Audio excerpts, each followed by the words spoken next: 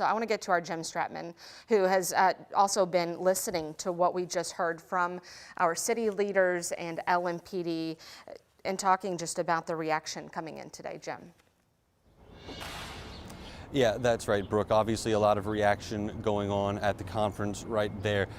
Reaction from doctors, from city leaders as well.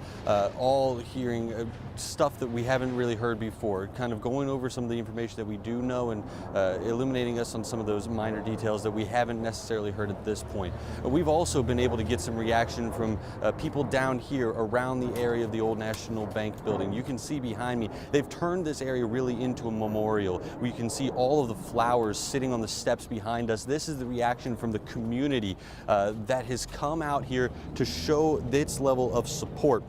And really, what I've noticed throughout the morning is there's been a sort of reverence to that area, those steps right there. I mean, this is a very busy section. You can hear the hum of cars going past as the morning is continued. And there are cameras, don't be mistaken, there are cameras lining the corner around here. But that area right there has been protected as to some semblance of giving some sort of peace and space to the people who want to come here to pay their respects. And so far we have seen a number of people coming out here. A few of them have been able to go inside the bank. However, the bank has placed security up on top of those steps since really early this morning to make sure that nobody is getting inside that's not allowed in there. But as I mentioned, those steps have been a place for people to be able to come and pay their respects and bring flowers or drop notes, really serving as a memorial of sorts to honor the dead and the injured. In fact, just about an hour ago, our photojournalist and I, Nelson Reyes,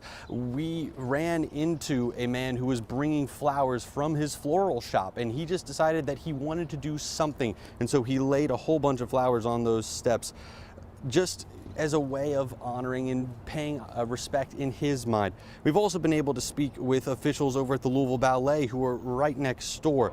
They went into lockdown during that shooting yesterday.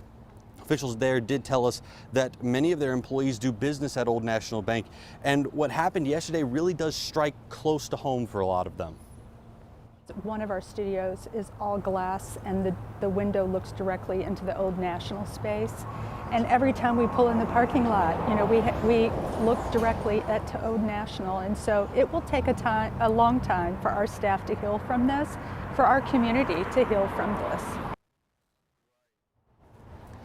Now, officials with the ballet say that they will be bringing out a social worker to speak with employees about how to process all of this, and also laying out some of the resources that will be available to them. That'll be happening a little bit later on today. And as the chief executive there, Leslie Smart, just told you, I mean, this is going to be something that takes a long time for them to heal. It's going to take a long time for everyone here in Louisville to be able to heal. I mean, this is not going to be the end of the grieving or the healing process. For a lot of people, the healing process won't start for a number of days still. That's just the reality that we face here.